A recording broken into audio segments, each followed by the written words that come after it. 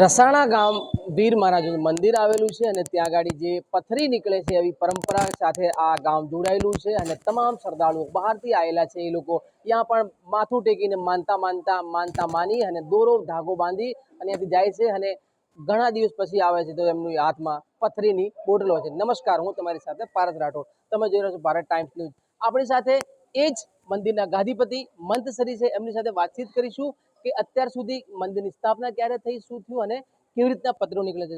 રામ રામ, જય માતાજી। મહારાજજી बताओ કેવી રીતનું આ અહીંયા આગળ મંદિરની સ્થાપના ક્યારે હવે એ સરદારનો વિષય છે। પણ ક્યારે સ્થાપના થઈ હતી?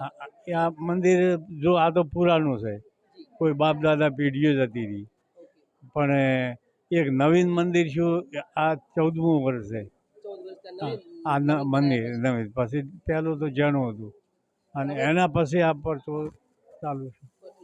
અત્યાર સુધી કેટલી પથરી નીકળી છે? અત્યાર સુધી તો લગભગ 16,000 16,678 તમને યાદ પણ નથી એટલી પથરી આવે? હા આવી ક્યાંથી લોકો આવે છે? અહીંયાથી તો આખા પૂરા ભારતમાંથી આવે।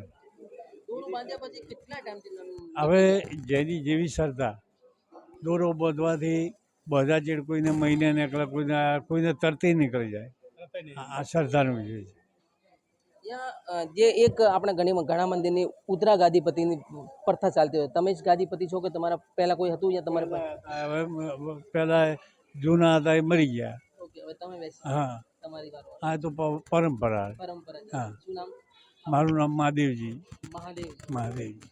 તો આ હતા મંત મહાદેવજી, જેમનું કહેવું છે કે ગાદીની જે રચના છે એ એમના પૂર્વજો દ્વારા ચાલતી આવી છે અને એમના પછી બીજાનો કોઈ વારો પણ આવશે, બેસી શકશે, પણ એ મોટી જે પરંપરા છે। બાપજી અત્યારે અહીંયા આગળ બેઠા છે અને તમામ શ્રદ્ધાળુ જે લોકો છે અહીંયા આગળ પોતાના ભાવ સાથે એમને પગે લાગી અને પ્રાર્થના અર્ચના કરે છે। અને મેઇન મુદ્દાની વાત એ છે કે અહીંયા આગળ બનાસકાંઠાની અંદર ડીસા ગામની વચ્ચે જે રસાણા ગામ છે ત્યાં આગળ આ પરંપરા ચાલી રહી છે અને લોકો અહીંયા આગળ રોતા આવી અને હાથમાં જે કાચની, મેં તમને કીધું એમ કે કાચની બોટલ લઈને આવે છે અને પથરી મૂકી અને જતા રહે છે। મંદિરની પરંપરા આવી છે કે મેં તમને જેમ બતાવી એમ કે અંદરની કોઈ જાતની ફીસ, અહીંયા પૈસા લેવાનો કોઈ વ્યવહાર નથી। અહીંયા આગળ હર રવિવારે અહીંયા ભોજનની વ્યવસ્થા હોય છે। લોકો આવી અને કહેવત આપણી ગુજરાતમાં એ છે કે ભૂખ્યાને ભોજન અને અન્નદાન કરવાથી એક જે આપણી પ્રથા છે, ગુજરાતનું ઘરેણું છે, એ ચાલુ રહે, એના માટે અહીંયા અન્નદાનની વ્યવસ્થા છે।